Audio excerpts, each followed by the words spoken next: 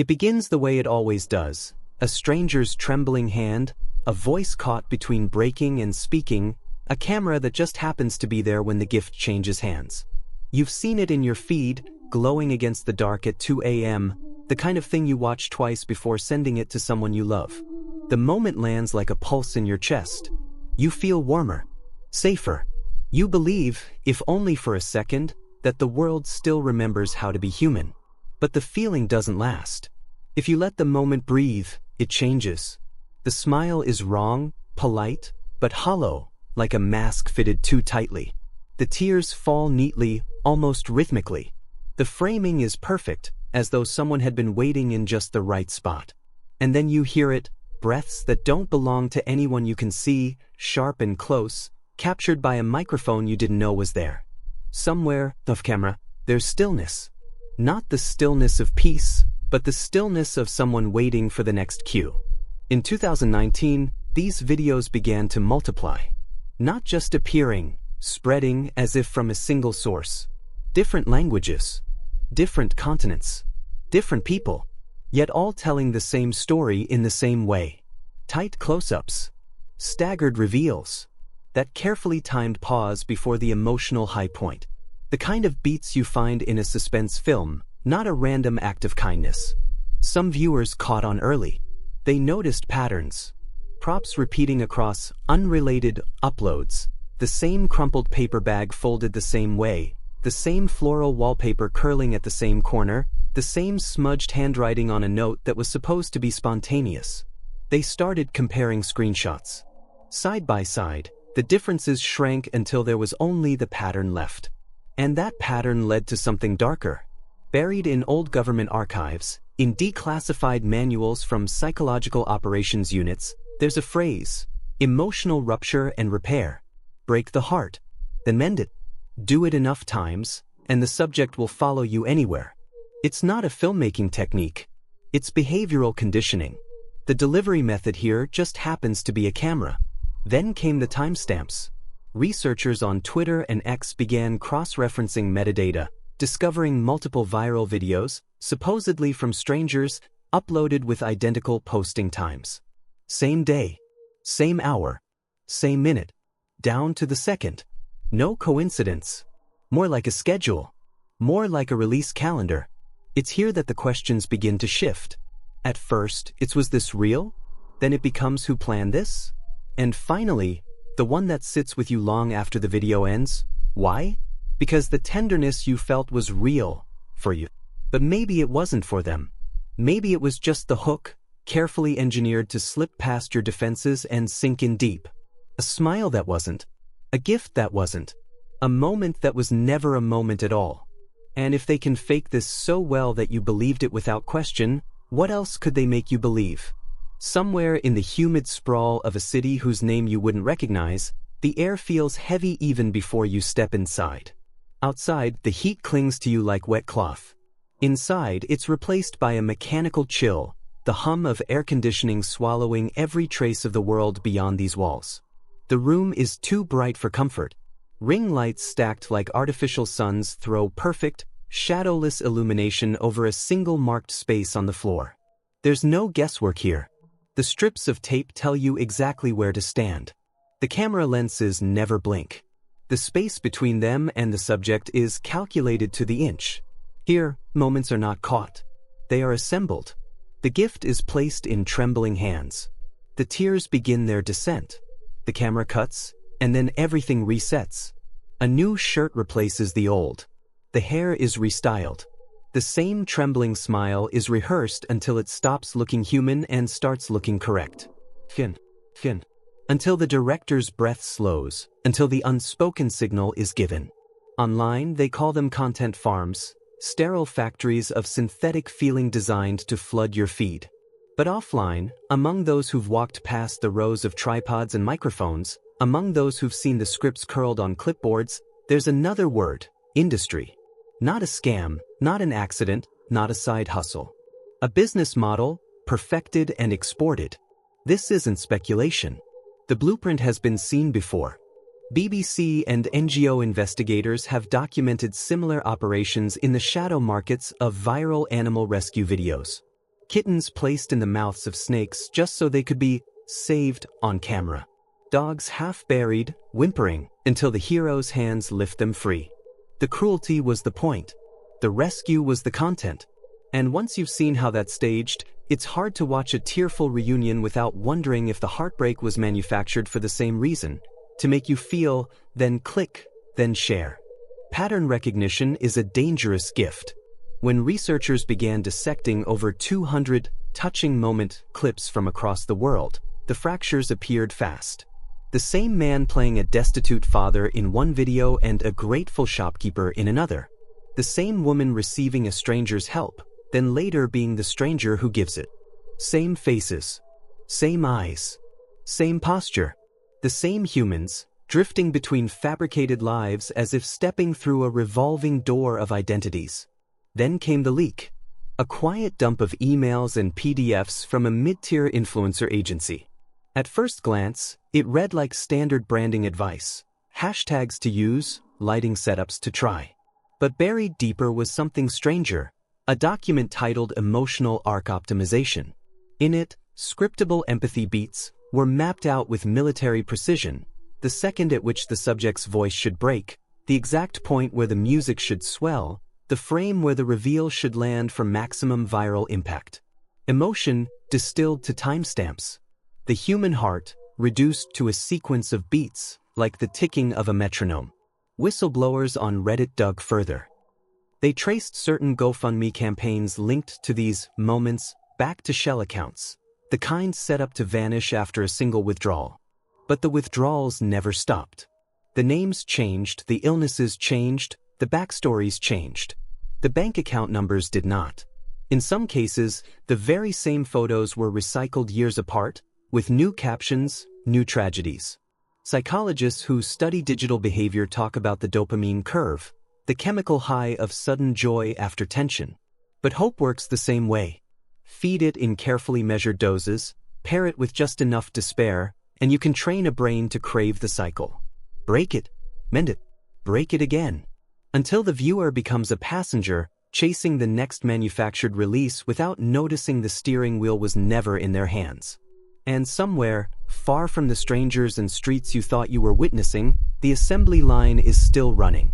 The lights are still burning white in the cold air. The scripts keep sliding off the printer. And on that strip of tape in the middle of the floor, another actor takes their place. They glance at the camera. They inhale. And somewhere off-screen, a voice says, softly. Somewhere beneath the flood of emojis and breathless thank yous, there's a faint outline of something that shouldn't be gone. At first you think it's just the churn of the internet. Posts slipping away, threads buried under the next wave.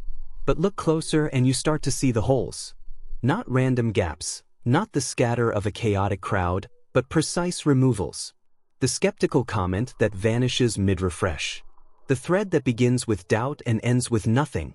As if someone is walking the aisles of a library, plucking out only the books that contradict the story being told. It isn't subtle. Within minutes of upload, the same pattern blooms across platforms. Floods of praise written in the same clipped sentences, the same awkward grammar, the same too perfect sentiment. So touching. Faith in humanity restored.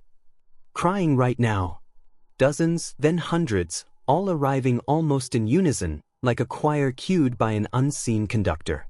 And beneath them, any voice that disrupts the harmony is erased before it can echo. The archives tell a different truth. Wayback captures from early 2021 show tangled comment sections, laughter tangled with suspicion, gratitude threaded with disbelief. Entire chains where strangers picked apart inconsistencies, pointing to props that reappeared in unrelated videos, noting suspiciously professional editing in spontaneous moments. But load those same pages today, and you find only a calm surface, curated to perfection. The questions are gone. The contradictions are gone. In their place, consensus, built brick by brick until no one remembers the cracks. Some researchers speculate that these content farms don't stop at production. That behind the walls of rented studio apartments and rented smiles, there's another department, one that never picks up a camera, but instead scrolls endlessly through feeds, deleting dissent, amplifying praise. A parallel machine, operating in silence, ensuring the image never fractures. The effect is subtle, almost invisible if you're not looking for it. But psychologically, it's corrosive. When every visible voice agrees, doubt feels like isolation. And isolation makes you question your own memory. You begin to think maybe you were wrong, maybe the moment was pure, maybe the unease you felt was your own cynicism. The timeline fits too neatly to ignore. Around mid-2022, just as certain platforms rolled out algorithm changes rewarding positive engagement, the shift begins. Comment sections that once mirrored the messy chaos of human reactions suddenly become pristine glass. No smudges, no fingerprints, nothing to betray the hands that have been polishing it. And behind that glass, it starts like a flicker in the corner of your vision, something you almost miss. A doorway you've seen before. A row of chipped bricks in the exact same pattern. The particular lean of a shadow against a wall. You dismiss it at first. After all, there are countless cities, countless streets, countless people. But then you start tracing, pinning frames side by side, lining up the colors, the shapes, the small imperfections that can't be replicated. And the coincidences begin to collapse. The same narrow alley in Mumbai, its drain cover bent in the exact same curve. The same rusted park bench in Sao Paulo, its left armrest wrapped in faded yellow tape. Even the same man, an American, always in a pressed shirt, appearing in videos supposedly filmed oceans apart. Sometimes he's handing a folded bill to a barefoot child. Sometimes he's kneeling beside an elderly woman on a street corner. Different stories, different captions. But the same eyes, the same tilt of the head, the same set to his jaw. And always, the camera is waiting for him. Metadata whispers the truth. Geotags trace different acts of kindness back to identical coordinates. Shots filmed months apart, dressed in the language of the present moment, sold as unplanned encounters. But the wardrobe doesn't lie. The same maroon scarf appears in 2 separate winters on opposite continents. The same scuffed leather bag passes through 5 unrelated strangers in videos posted a year apart. Batch filming, disguised as serendipity. And then there are the ghosts in the background. The people who don't speak, who drift at the edges of the frame. A man with a lopsided cap, reappearing behind a fruit stand in one video and a bus stop in another. A woman with a lime green tote bag, crossing the street in 3 supposedly unrelated cities. Extras, not passers-by. A quiet, invisible cast list reused again and again.